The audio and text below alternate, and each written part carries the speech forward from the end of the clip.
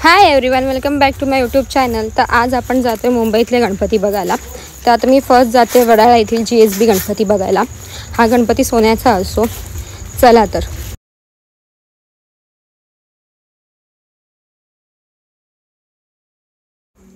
तर आज आहे 1.5 दिवसाच्या गणपतीचं विसर्जन।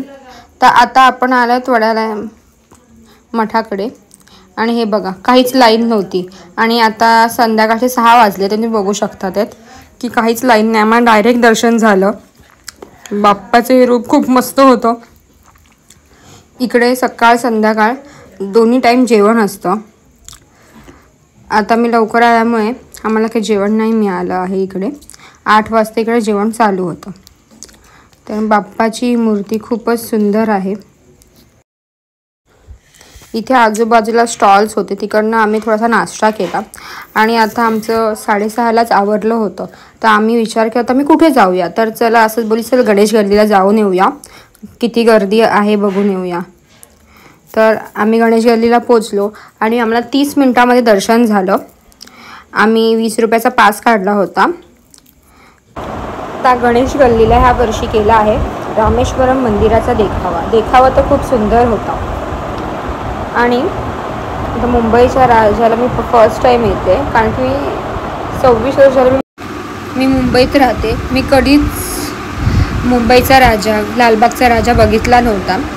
हे माझं फर्स्ट टाइम आहे आणि फर्स्ट एक्सपिरियन्स खूपच आता मस्त होता। लकीली मला सगळ्याच गणपतीचं दर्शन एका तासाच्या आत झालं। हे सुंदर असं मुंबईच्या राजाचं हे रूप मनातच भरून गेला आणि फर्स्ट टाइम मी बघत होती, त्यामुळे खूपच भारी वाटलं। मी दरवर्षी हा गणपती रील्समध्ये फोटोमध्येच बघते, पण आज प्रत्यक्षात बघण्याचा योग आला। खूप मस्त एक्सपिरियन्स होता। ही 22 फुटाची मूर्ती आहे गणेश गल्लीची। तर बापरे 22 फुटाची! 1.5 दिवसाचा गणपती असेल तेव्हा येत जावा, कारण की तेव्हा गर्दी कमी असते। आणि आता माझा काय लालबागला जायचा खरंच प्लॅन नव्हता, मी फक्त बघणार होती की गर्दी किती आहे, कारण की गर्दी तर खूप असते। तर मी विचारलं, ते बोले 5 तासाची लाईन आहे दर्शनासाठी, मुखदर्शनासाठी, आणि चरणस्पर्शसाठी 12-14 तास लागतील। तर तेही ते सांगत होते की कमी लाईन आहे। तर पहिल्यांदा एक्सपिरियन्स आणि बाप्पाची इच्छा होती, त्यामुळे मला लालबागचं राजाचं दर्शन हे 30 मिनिटामध्ये झालं। ना कोणाची ओळख, कोणता ना VIP पास, फक्त ही बाप्पाची इच्छा होती म्हणून आमचं दर्शन 30 मिनिटामध्ये झालं आहे। ही एक मॅजिकल अनुभव होता माझ्या लाईफमधला। सो तुम्ही मागे गर्दी बघू शकतात, किती क्राऊड आहे।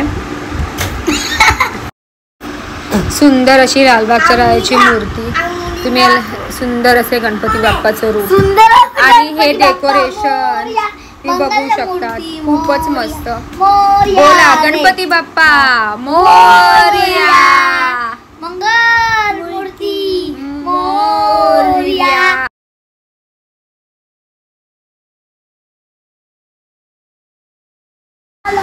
आता आपण जातोय चिंचपोकळीचा चिंतामणी गणपती, आणि ह्या वर्षाची चिंचपोकळीची थीम आहे छत्रपती संभाजी महाराज ज्यांच्या स्वरूपातली ही चिंतामणीची मूर्ती।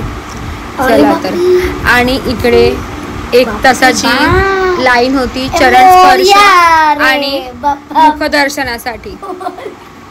आता मी वाजवते। इकडे 1 तासाची लाईन आणि येणारा हा पाऊस, त्याच्यामुळे वाटच लागलेली होती। चला तर, कारण की लाईनमध्ये तिकडे खूप टाईम गेला आमचा, आणि आता सुंदर असं बाप्पाचं दर्शन झालं आम्हाला।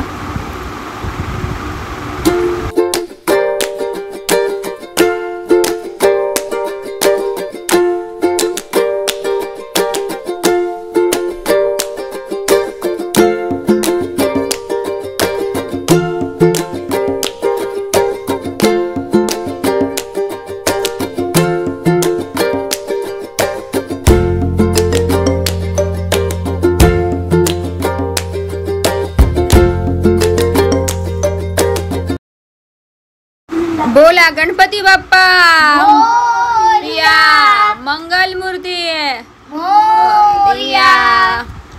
सुंदर असं चिंतामणीचं हे रूप। चला तर, आता आपण आपल्या घरच्या प्रवासाकडे निघूया, कारण की हे प्लॅनिंग माझी विजिट होत्या सगळीकडे.